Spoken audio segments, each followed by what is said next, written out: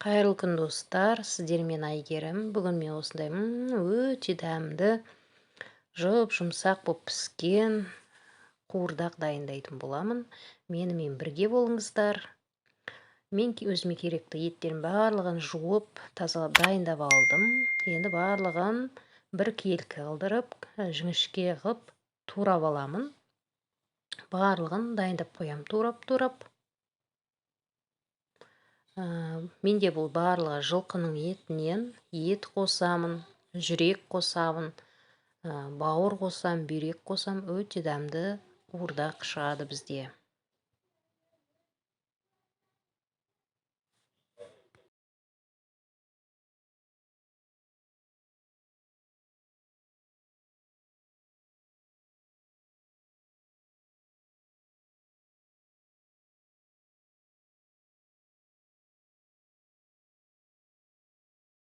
Міне еттерімді осылай тым үлкен емес қылдырып, осындай кішіректеу қылып тураймын.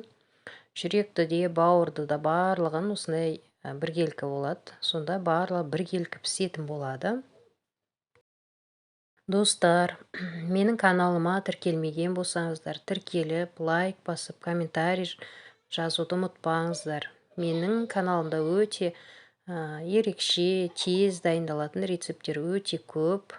Алдыңғы уақытта да жақсы рецепттер шығады. Соның барлығын өткізіп алмау үшін қоңыраушаны басып қойсаңыздар болады.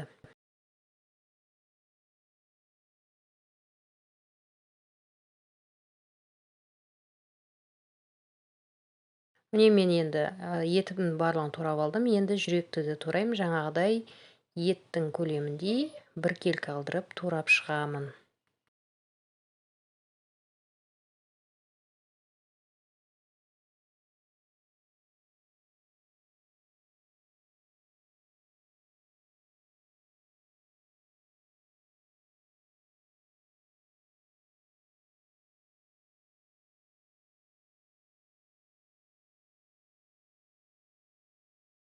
Жүректі турап болдым, енді бүйрек қосамын.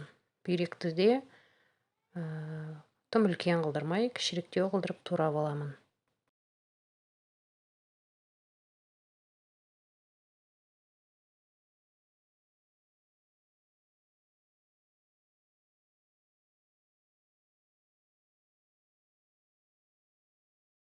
Барлық еттерін дайындап алдым. Енді кастрөлімізге отқа қойып, ішіне сұйық майымызды құйып, биязымызды тураймыз.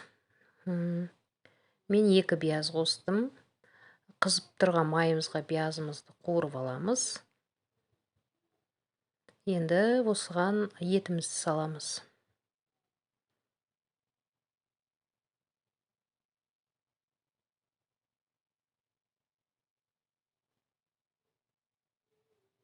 Етіміздің барлығын салып, жақсылап тұрып араластырамыз. Биязымызбен етіміз араласуы керек.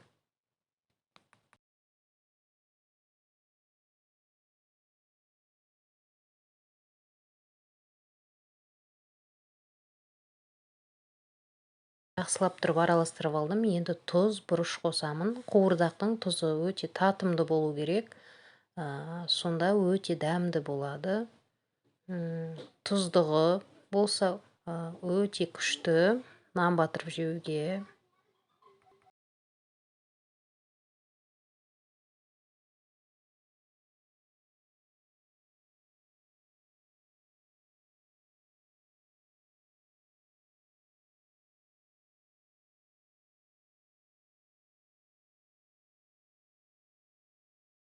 Менің етім қайнады. Мен шамалап бұған 300 грамдай су құйдым. Қуырдағым тұздығымен болсын деп. Жақсылап тұрып араластырып, тағы да бетін жауып, баяу отта пісіремін.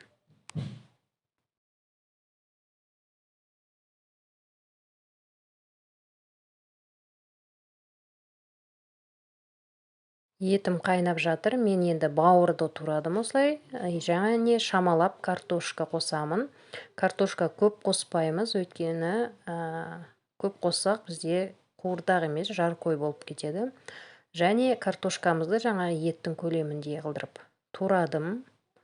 бәрі біркелкі болса әдемі көрінеді және тез піседі.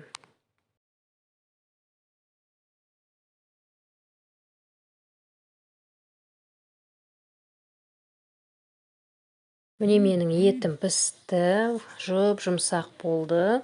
Шамамен баяу отта 2 сағат қайнады. Енді осыған картошканы және бауырды салып пісіріп аламын. Картошкамыз піскенше картошка мен бауыр бірге піседі. Қатып кетпейді, сонда жұмсақ болып піседі.